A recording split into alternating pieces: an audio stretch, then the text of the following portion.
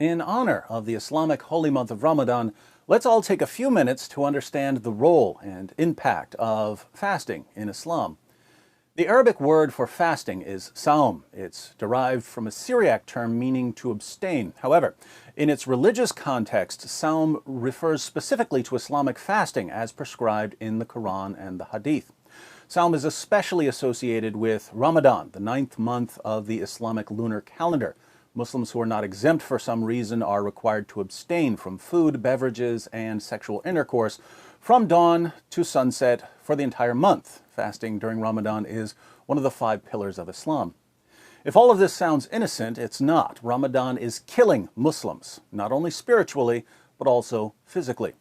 CNN reports, though the month-long season is associated with deprivation, overeating is common practice once the sun goes down.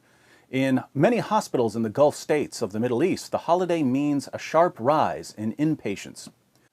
Among the causes of this rise in inpatients are heat stress due to dehydration, an increase in traffic accidents, and noncompliance with medications due to disturbed eating and sleeping habits. Crime rates also increase in many areas during Ramadan.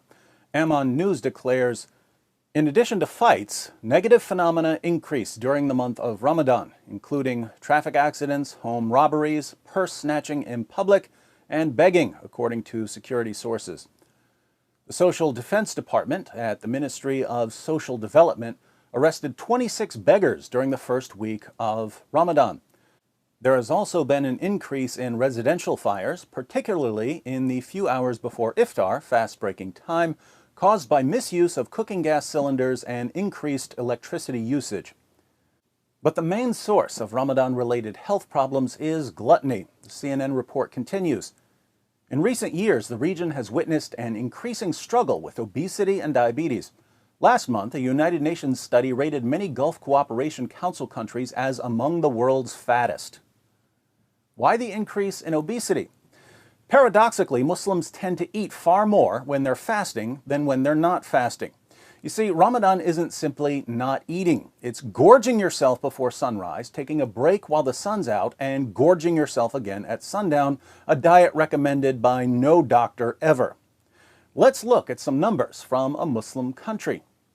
According to the National Consumer Institute of Tunisia, Muslim consumption of basic food products doubles during Ramadan.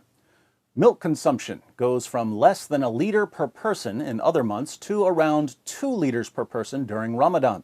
Yogurt consumption more than doubles, skyrocketing from 5.4 pots per person to 12.9 pots per person.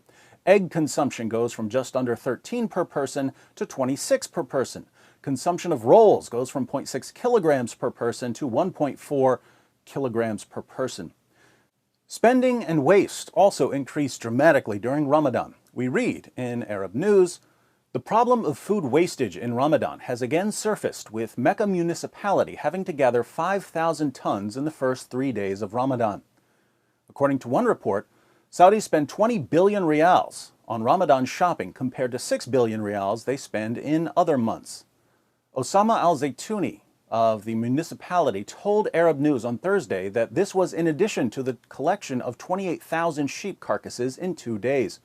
He said the municipality had installed 45 waste compressors in central Mecca, close to the Grand Mosque, and deployed 8,000 cleaners for the month. At the beginning of Ramadan, the Ministry of Commerce and Industry expressed concern that 45% of the waste in Ramadan consists of food. It also revealed that 80% of the food prepared is unhealthy. So why do Muslims eat more and spend more and waste more when they're fasting than when they're not fasting? Why put a mask of piety on gluttony and excess? The answer, I think, lies at the very heart of Islam. Islam doesn't teach people to control their desires. Islam encourages people, the men at least, to carry their desires to a perverse extreme, but only allows them to satisfy these desires within an Islamic framework, thus trapping people with their own desires and using them in the service of the religion. For instance, if a non-Muslim man goes clubbing regularly and has sex with 100 different women, Islam will condemn him as a fornicator. But if this same man converts to Islam and joins the jihad movement, he can marry 4 women and take home sex slaves after every battle and be perfectly righteous before Allah even if he has sex with 100 different women. Notice, same desire in both cases, sex with lots of women, but one is acceptable and the other is unacceptable, based on whether it's advantageous to Islam. Likewise, if a psychopath goes on a killing spree, brutally murdering men, women, and children, he's surely going to hell, according to Islam. Unless, of course, he's killing men, women, and children in a terrorist attack for the sake of Allah, in which case his violent massacre will earn him a one-way ticket to paradise. The psychopath wants to kill either way, but Islam provides the framework for pleasing Allah while satisfying the desire. According to Muslim sources, the tribes of Mecca were violent, lascivious, and gluttonous. Muhammad didn't change their behavior when he forced them to convert to Islam. He made their desires even more extreme and presented them with only one way to satisfy them. And when you can take the lowest, most animalistic part of people and convince them that it's the best part of them and that they're serving God by killing and raping and shoveling food into their mouths, you've just made yourself an army. Hence the rapid spread of Islam. Should we be surprised that Ramadan is a month-long series of gluttonous feasts that Muslims call fasting and view as one of their highest religious duties? Not at all. When Muhammad's your prophet, you don't have someone who can give sight to the blind or raise the dead. You only get one miracle. Behavior that's normally regarded as selfish or harmful is miraculously transformed into the will of God.